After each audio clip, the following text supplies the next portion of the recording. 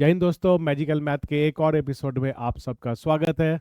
आज हम लोग डील करेंगे कोऑर्डिनेट ज्योमेट्री पार्ट 2। यानी कि आज हम लोग डिस्कस करने वाले हैं सेक्शन फार्मूला के ऊपर। सेक्शन फार्मूला, इससे पहले हम लोगों ने एक डिस्टेंस फार्मूला के ऊपर एक वीडियो अपलोड कर रखा है।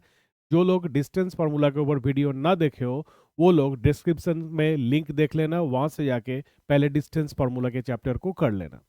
ठीक है दोस्तों, तो आज हम लोग स्टार्ट करते हैं आज का वीडियो, जिसका मेन टॉपिक होगा सेक्शन फार्मूला। तो आज हम लोग जो चीज़ देखेंगे वो है, ये है सेक्शन फार्मूला। ठीक है, आप लोग सेक्शन फार्मूला के बारे में सब कोई अच्छी तरीके से जानते हैं क्या होता है सेक्शन फार्मूला। फिर भी जो लोग नहीं जानते हो उसके लिए मैं एक छोटा सा ग्लिम्स यहाँ पर दे देता हूँ। आप सोचो कि there is a line segment, एक लाइन सेगमेंट है ए बी। ठीक है, इस लाइन सेगमेंट के इस टर्मिनल को हम लोग ए कह रहे हैं, दूसरे टर्मिनल को हम लोग कहेंगे बी। ठीक है, ए का कोऑर्डिनेट्स x1 कॉमा y1 और बी का कोऑर्डिनेट्स x2 कॉमा y2। ये दोनों कोऑर्डिनेट्स हमारे पास बताया हुआ है, हम जानते हैं x1 y1 क्या है, x2 y2 क्या है। और ए बी के ऊपर एक पॉइंट है p। p का कोऑर्डिनेट्स हम लोगों को नहीं पता, x कॉमा y, ये वैल्यू हम लोगों को नहीं पता, ये एक अननोन वैल्यू है। और इतना हमको पता है कि ये p पॉइंट इसे m/n इस रेशियो में डिवाइड करती है। इन दैट केस x और y का वैल्यू निकालने के लिए ये रहा हमारा section formula. x is equals to mx2 plus nx1 by m plus n and y is equals to my2 plus ny1 by m plus n। तो ये सेक्शन फॉर्मूला का इस्तेमाल करके हम लोग यहाँ पर x और y, ये दोनों अननोन वैल्यू को हम लोग सॉल्व कर सकते हैं। और चीज हम लोग इसमें और क्या सीखेंगे, हम लोग सीखेंगे mid point formula. Mid point formula यानी क्या है, एक लाइन सेगमेंट के ठीक मिड पॉइंट इसके कोऑर्डिनेट्स कैसे निकालते हैं। इसके कोऑर्डिनेट्स निकालने का फॉर्मूला है x1 plus x2 by two comma y1 plus y2 by two. यानी p अगर मिड पॉइंट में हो जाए तो p का कोऑर्डिनेट्स डायरेक्ट हम लोग इससे यूज करके निकाल सकते हैं। और तीसरा जो चीज आज हम लोग डिस्कस करने वाले हैं वो है सेंट्रॉइड ऑफ ए ट्रायंगल, उसका कोऑर्डिनेट्स क्या होगा। तो सेंट्रॉइड्स का कोऑर्डिनेट, सेंट्रॉइड पहले होता क्या है इसको हम लोग जान लेते हैं। सेंट्रॉइड क्या होता है, सेंट्रॉइड एक ट्रायंगल का तीनों मीडियन जिस पॉइंट पे जाके मीट करता है। ठीक है, अगर डेफिनेशन बोलेंगे, सरकारी डेफिनेशन देंगे इसका, तो क्या बोलेंगे, it is the point of concurrency of the medians of A triangle. एक ट्रायंगल का तीनों मीडियन जहां पर मीट करती है, that is called the centroid of A triangle. और वो सेंट्रॉइड, उसके कोऑर्डिनेट्स हम लोग कैसे निकालेंगे, x1 plus x2 plus x3 by three comma y1 plus y2 plus y3 by three. काफी देखो एक सिमेट्रिकल है, x1 plus x2 plus x3 by three comma y1 plus y2 plus y3 by three. x1 y1 x2 y2 ये क्या है, ये एक triangle के तीनों वर्टेक्स का कोऑर्डिनेट्स। इस ढंग से हम लोग इस चैप्टर पे, आज हम लोग इसी टॉपिक पे हमारे डिस्कशन को रखेंगे। आप लोग चाहो तो इसके स्क्रीनशॉट लेके रख सकते हो, जो आप लोगों को बाद में जब आप लोग नोट करोगे, देखोगे, तो आप लोगों को आसानी से ये चीज समझ में आ जाएगा। ठीक है, हम लोग बढ़ते हैं आज के पहला क्वेश्चन की ओर। आज हम लोगों ने जो पहला क्वेश्चन डील किया, जो क्वेश्चन हम लोगों ने आपके लिए रखा है रेडी, वो क्या है, find the coordinates of the point which divides the line segment joining the points this and this internally in the ratio 3:1।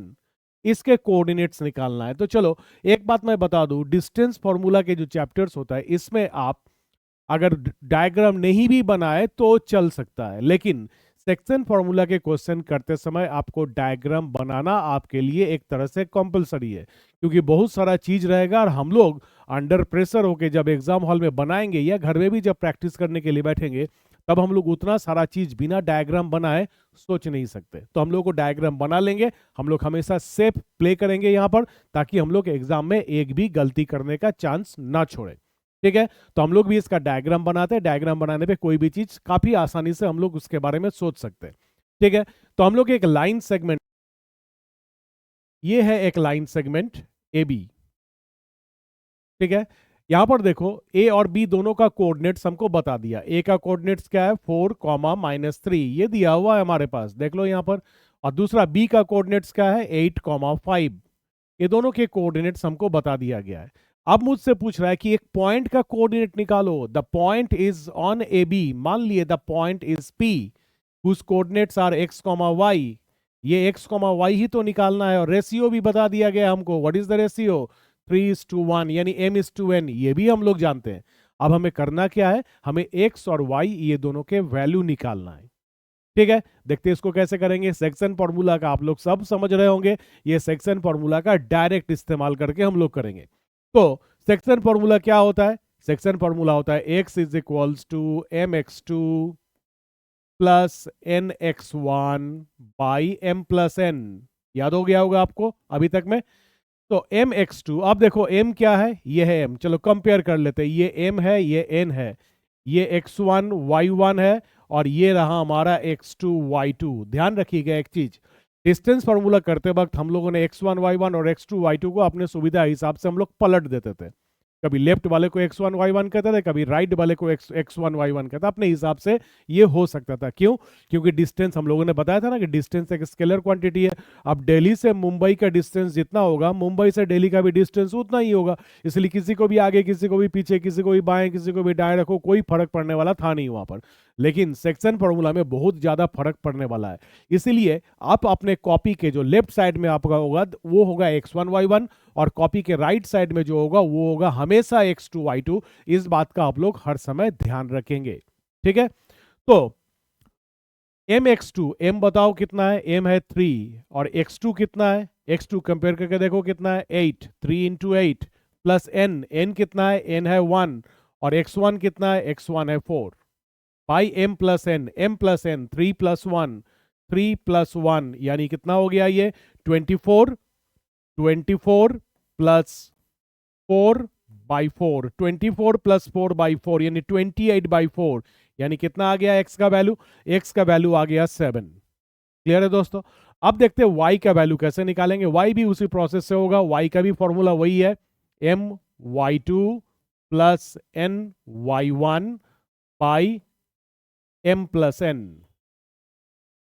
अब देखो m y2, m तो वही रहेगा 3, अब y2 कितना है हमारे पास, y2 है 5 प्लस n कितना है 1, और y1 कितना है, y1 है -3 बाई m प्लस n यानी 3 प्लस 1, यानी इसको अगर हम लोग देखेंगे तो क्या हो जाएगा 15, 15 माइनस 3 यानी कि 12, 12 बाई 4, 12 बाई 4 कितना होता है 3, यानी जो कोऑर्डिनेट्स होगा ये p का कोऑर्डिनेट्स क्या हो जाएगा हमारा आंसर हो जाएगा 7,3। तो ये रह जाएगा हम लोगों का फाइनल आंसर। क्लियर है दोस्तों? इस चीज को आप लोग स्क्रीनशॉट लेके रखो, हम लोग तब अब दूसरे क्वेश्चन की तरफ बढ़ेंगे। दूसरा क्वेश्चन क्या है, find the ratio in which the line segment joining the point this and this divided by this line segment. किस रेशियो में डिवाइड करता है ये पॉइंट? यहां पर क्वेश्चन थोड़ा सा ट्विस्ट हो गया, उल्टा हो गया। पिछले क्वेश्चन में रेशियो भी दिया हुआ था और हम लोग वो x और y का वैल्यू निकाले थे, यहाँ पर x और y का वैल्यू बता दिया गया है, x1 y1 x2 y2 तो पहले से ही मौजूद है, और मुझे कह रहा है क्या कि आप बताओ कि वो पॉइंट वो किस रेशियो में डिवाइड करता है। तो चलो डायग्राम बना लेते हैं, डायग्राम बनने के बाद हमारे पास काफी आसानी ढंग से ये चीज बन जाएगी। चलो ये हम लोगों का रह गया डायग्राम, एक पॉइंट लिए A और दूसरा पॉइंट लिए B। ए नाम देना हम लोगों को जरूरी है। ए का कोऑर्डिनेट्स पहला वाला -3, 10, और बी का कोऑर्डिनेट्स हो जाएगा 6, -8। ये दोनों कोऑर्डिनेट्स हमको पता है। इसके ऊपर एक पॉइंट है P, चलो ये पॉइंट P ले लिए। P का कोऑर्डिनेट्स कितना है, -1, 6, ये भी दिया हुआ है। और मुझसे पूछ रहा है कि आप बताओ कि m/n कितना है, ये रेशियो कितना है। ये क्वेश्चन है ना ट्विस्टिंग, उल्टा है ना। चलो इसको भी हम लोग सेक्शन फॉर्मूला इस्तेमाल करके तुरंत बना के सीख लेंगे। ठीक है, देखते हैं कैसे बनाएंगे हम लोग इसको। हम लोग के लिए सेक्शन फॉर्मूला क्या होता है, x is equals to mx2, आप लोग को अब तक याद हो गया होगा, plus nx1 by m plus n। तो एक चीज बताओ, कंपेयर करके हम लोग देखेंगे तो ये क्या है हमारे पास x1 y1, ये क्या है xy, और ये क्या रहा हमारे पास x2 y2, ये क्या है m/n। ठीक है, तो x को किससे रिप्लेस करेंगे हम लोग, -1 से। ये x को रिप्लेस किए -1 से। -1 is equals to m into x2, x2 बताओ कितना है, x2 है 6 प्लस n कितना है, n तो निकालना है, इंटू x1 कितना है -3 बाई m प्लस n यानी m प्लस n, m और n का तो वैल्यू हम लोग जानते ही नहीं है, तो m प्लस n मतलब m प्लस n ही होगा। अब यहां पर आप क्रॉस मल्टीप्लाई कर दो तो क्या रहेगा, -m - n is equals to 6m -3n, यानी ये बन के आएगा हमारे पास -7m। कैसे? 6m इधर आएगा तो -7m होगा, is equals to -2n -3n plus n, यानी ये हो जाएगा -2n। अगर ऐसा होता है तो आप बताओ m/n क्या आने वाला है? m/n आने वाला है 2/7। सबसे पहले तो माइनस एक दूसरे को खत्म कर देगा, यानी m/n, ये रेशियो हमारे पास क्या रह गया? ये रह गया 2:7। ये रहेगा हमारा आंसर, है ना आसान? अब इस जगह पे एक क्वेश्चन खुद से पूछो कि सर ने यहां पर x लेके क्यों किया, y लेके क्यों नहीं किया? क्या देख के सर को पता चला कि x लेके करना चाहिए? मैं बताता हूं आपका इसका आंसर। यहां पर देखो हमारे पास x और y दोनों के वैल्यू पता था। अगर दोनों में से कोई एक अननोन रहता तब ना यहां पर सोचना पड़ता है x ले कि y ले। हमने x लेके किया, आप y लेके कर लो। y लेके भी करोगे तो आपको सेम आंसर आने वाला है इस जगह पे। ठीक है, समझ गए आप लोग इस ट्रिक को? इसके लिए कोई अलग था कोई ट्रिक है नहीं। ठीक है, आप एक्स वाई किसी को भी लेके कर सकते हो, क्योंकि एक्स और वाई दोनों का वैल्यू हमारे पास नोन है। ठीक है, आप लोग स्क्रीनशॉट लो, हम लोग तब तक बढ़ते हैं नेक्स्ट क्वेश्चन की तरफ। आज का ये क्वेश्चन देखो, इस तरह का क्वेश्चन बोर्ड एग्जाम में अक्सर पूछता है, ध्यान से देखना इस क्वेश्चन को। क्या दिया हुआ है? If this 4 vertex are the vertices of a parallelogram taken in order, then find the values of x and y। तो सबसे पहले हम लोग इसका डायग्राम ड्रॉ कर लेते हैं, एक पैरेललोग्राम का डायग्राम। ठीक है, पैरेललोग्राम के बारे में आप लोग सब जानते हो क्या होता है पैरेललोग्राम। पैरेललोग्राम एक क्वाड्रिलेटरल जिसके ऑपोजिट साइड इक्वल और पैरेलल होता है ना दोस्तों? आप लोग जानते हैं इस चीज को, आप लोग 9 क्लास में 8 क्लास में काफी समय तक इसको पढ़ चुके हो। ठीक है, ये आप लोग इसके बारे में बढ़िया से जानते हो। हम लोग उस पैरेललोग्राम का नाम भी डाल दिए, एक को दे दिए ए, दूसरे को बी, तीसरे को सी और डी, यानी पैरेललोग्राम बन गया ABCD। ABCD बन के आ गया हम लोगों का पैरेललोग्राम। अब उस पैरेललोग्राम का चारों वर्टेक्स का कोऑर्डिनेट्स पता है और ऑर्डर में है, यानी कैसा? ऑर्डर में होने का मतलब क्या होता है? ए के बाद बी दिया, बी के बाद सी, सी के बाद डी, हैपोजिटली नहीं, एक ऑर्डर में डाला हुआ है। तो ए का कोऑर्डिनेट्स हमारे पास है 1,2, बी का कोऑर्डिनेट्स हमारे पास है 4,y, सी का कोऑर्डिनेट्स हमारे पास है x,6 और डी का कोऑर्डिनेट्स हमारे पास है 3,5। ये रहा हमारा चारों कोऑर्डिनेट्स, ये हम लोग देख लिए। अब देखो, ये क्वेश्चन बनाने के लिए आप डिस्टेंस फॉर्मूला का भी यूज करने का आप सोच सकते हो। अगर सोच रहे हो तो सोचो, आपके लिए बहुत लंबी दूरी तय करनी पड़ेगी इस क्वेश्चन को बनाने के लिए। क्यों, मैं बताता हूं आपको। आप सोच रहे हो कि ऑपोजिट साइड तो इक्वल होगा सर, ए बी का लेंथ डिस्टेंस फॉर्मूला से निकाल लेते हैं, BC का लेंथ भी डिस्टेंस फॉर्मूला से निकाल लेते हैं और दोनों को इक्वल कर देते हैं, क्योंकि आप लोग जानते हैं AB और CD दोनों इक्वल होता है। दोनों को इक्वल कर देते हैं तो एक इक्वेशन बन के आएगा। ठीक उसी ढंग से AD और BC ये दोनों को भी इक्वल कर देते हैं डिस्टेंस फॉर्मूला इस्तेमाल करके, और इक्वल करने के बाद इसका भी लेंथ को इक्वल कर देते हैं, एक और इक्वेशन बन के आएगा और दोनों इक्वेशन को देंगे सॉल्व करके, हमारा आंसर आ जाएगा। है ना?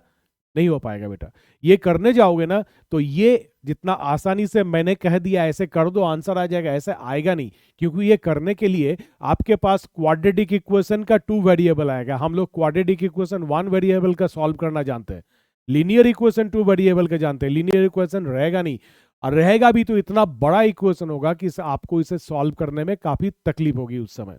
ठीक है, तो इसको हम लोग करेंगे ट्रिकी मेथड में। हम लोगों ने पढ़ा था ना मिड पॉइंट फॉर्मूला, देखा था ना आप लोगों ने, याद है? देख लो एक बार फिर से, मिड पॉइंट फॉर्मूला क्या था? ये था हमारा मिड पॉइंट फॉर्मूला। इसका इस्तेमाल करेंगे और फटाफट इस क्वेश्चन के आंसर हम लोग निकाल के ले आएंगे।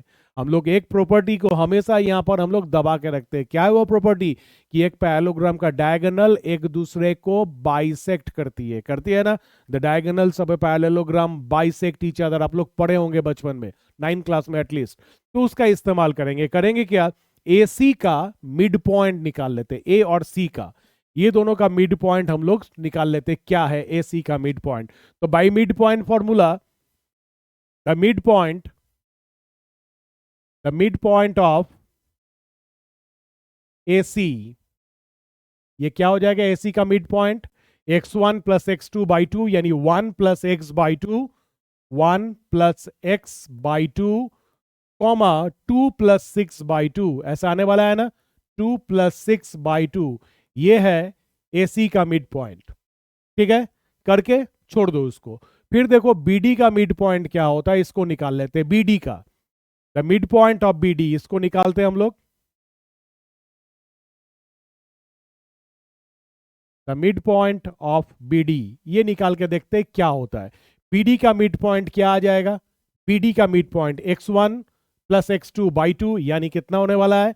3 plus 4 by 2, comma 5 plus y by 2, 5 plus y by 2। ये हो गया AC और BD दोनों का मिड पॉइंट। ये हम लोग मिड पॉइंट फॉर्मूला इस्तेमाल करके निकाल दिए।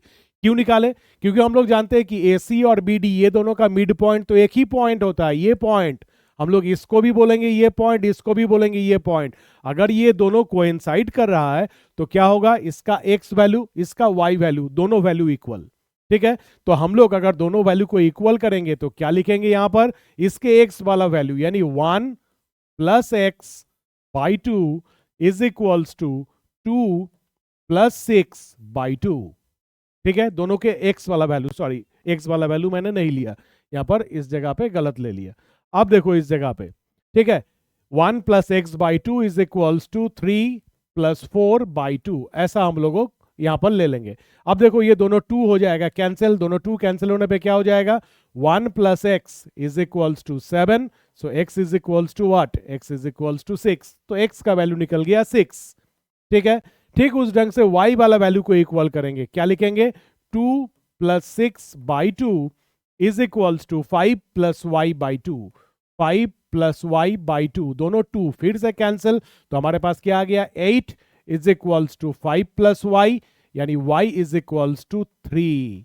तो x और y, ये रहा x का वैल्यू, ये रहा y का वैल्यू। आ गया समझ में? तो देखो अगर हम लोग मिड पॉइंट फॉर्मूला इस्तेमाल करें और ऑपोजिट साइड इक्वल है, इसका यूज ना करके डायगोनल एक दूसरे को बाइसेक्ट करता है, अगर ये इस्तेमाल करें तो हमारा क्वेश्चन काफी आसान ढंग से हो सकता है ना? कोई कैलकुलेशन बचा ही नहीं, काफी आसान ढंग से हम लोग कैलकुलेट कर लिए। ठीक है, आप लोग स्क्रीनशॉट लेके रखो इसका। अब हम लोग आज के नेक्स्ट क्वेश्चन की तरफ बढ़ते हैं। आज का ये है next question, find the coordinates of the centroid. फिर से आ गया भैया सेंट्रॉयड। सेंट्रॉयड क्या होता है याद है ना आप लोगों को? सेंट्रॉयड एक ट्रायंगल का तीनों मीडियन जिस पॉइंट में मीट करती है, और उसका कोऑर्डिनेट्स का फॉर्मूला हम लोग देखे थे ना, x1 plus x2 plus x3 by 3 comma y1 plus y2 plus y3 comma by 3, ये था हम लोगों का सेंट्रॉयड। तो हमारे पास देखो x1 y1, ये रह गया x1 y1, ये हो जाएगा x2 y2 और ये हो जाएगा x3 y3, है ना? तो सेंट्रॉयड को आमतौर पे कैपिटल G से लिखा जाता है, तो उसका कोऑर्डिनेट्स क्या हो जाएगा? x1 plus x2 plus x3 by 3, यानी 1 minus 1 plus 0 by 3 comma 2 plus 4 plus 3, 2 plus 4 plus 3 by 3। ठीक है, तो इसका आंसर क्या निकल के आएगा हम लोगों के पास? देखो तो ये तो 0 हो गया, 0 बाई 3 इज 0, और यहाँ पर 6 प्लस 3 9 बाई 3 इज 3, तो ये हो जाएगा सेंट्रॉयड का कोऑर्डिनेट। से एक छोटा सा क्वेश्चन था, एमसीक्यू में इस तरह का क्वेश्चन पूछ सकता है। ठीक है, आप लोग इसको भी देख लो। तो इस ढंग से हम लोग इस चैप्टर के सारे क्वेश्चंस को डील कर सकते हैं। ठीक है, तो हम लोग मिलते हैं अगले वीडियो में। आप लोग ढंग से मेहनत कीजिए। ठीक है, तब तक के लिए जय हिंद।